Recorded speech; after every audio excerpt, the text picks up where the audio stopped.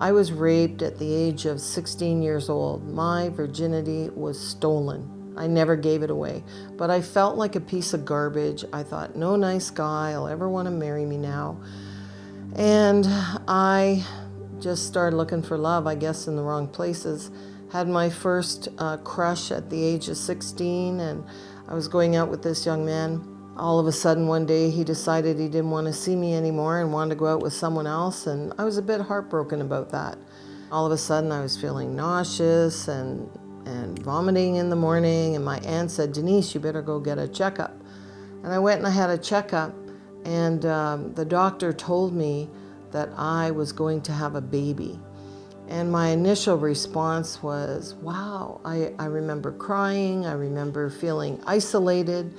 But I made a determination. I thought, you know what, I can do this. And I was planning on having that child. However, sorry.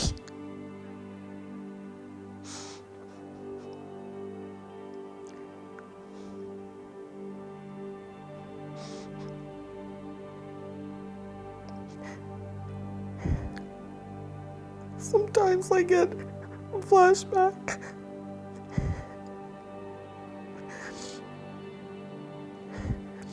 When I told my mom that I was pregnant, she was like, Denise, you're only 16. You have your whole life ahead of you. And she said, why don't you just come with me? You can have this operation and forget about it and get on with your life. So I thought, oh, must be okay. I can just get unpregnant, and it's okay with my mom. It's okay with the government. It's okay with the doctors. So I thought it must be okay. And I went ahead back to Canada. My mother made an appointment. Nothing was ever explained to me about what an abortion is, what it would do. And had that first abortion in a hospital in Newmarket, Ontario. And I just tried to forget about it and get on with my life. And then 10 years later, I was pregnant a second time when I told my boyfriend at that time that I was pregnant. He went in a fit of rage. You better have an abortion. I never want to see you again. And again, I was heartbroken. And when I went to the doctor and he told me I was pregnant, and I said, how far along am I? And he said, oh, you're about 8-9 weeks pregnant. And I said, what's there? What's developed? And he took a piece of paper and he put a little dot on the page and he said, it's nothing.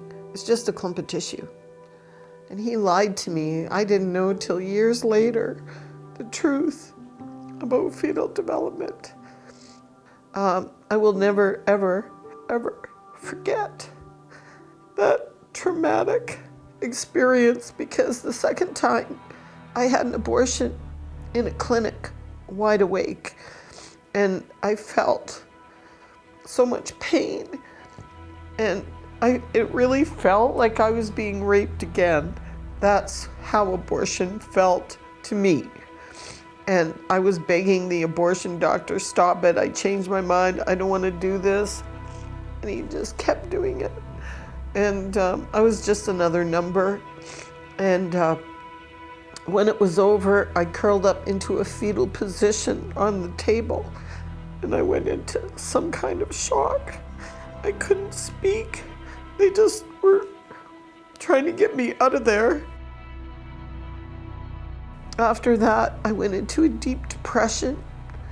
I just wanted to die. I left my job, I left everything, and I isolated in a YWCA in downtown Toronto. I didn't care about myself. I got an infection. I got a damaged cervix. I got a badly scarred uterus and had all kinds of complications. I just tried to drink myself to death, lots of drugs to try and numb the pain. But there's always a scar. And ignorantly, like many women who have one abortion will have multiple abortions because we're not dealing with what it really is and what it did. And I went out on a one-night stand one night after that second abortion, about a year later. Went out on a one-night stand and I got pregnant a third time. And the shame of not knowing that guy's last name was enough for me to go and have a third abortion in a hospital, because I wasn't going to go through that trauma again. And then it wasn't long after that when I got the revelation one day, when I found out the truth about fetal development, that all the DNA is there from the moment of conception, that all the knowledge on how these new little human beings, how you're going to grow eyes to see, ears to hear, all the vital organs, that there's little arms and legs and fingers and toes by 8-9 weeks, and that there's a beating heart 3 weeks after conception. I was just amazed, like, oh my gosh, those are my children. And the grief and the wailing that one day when I got that revelation, I just bawled and cried and grieved and wailed at the loss of my children. And many of my girlfriends could never have children after their so-called safe and legal abortions. But God is so amazing. I became a Christian at the age of 30, and then He blessed me with an awesome husband. And God gave me another chance to be a mother. And this is a picture of my son when he was little. Sean is a survivor of my womb. And motherhood is the greatest joy on earth. And I feel so blessed that God blessed me with a beautiful son. We wanted more children, but because of the damage of legal abortion, I was never able to have any more children.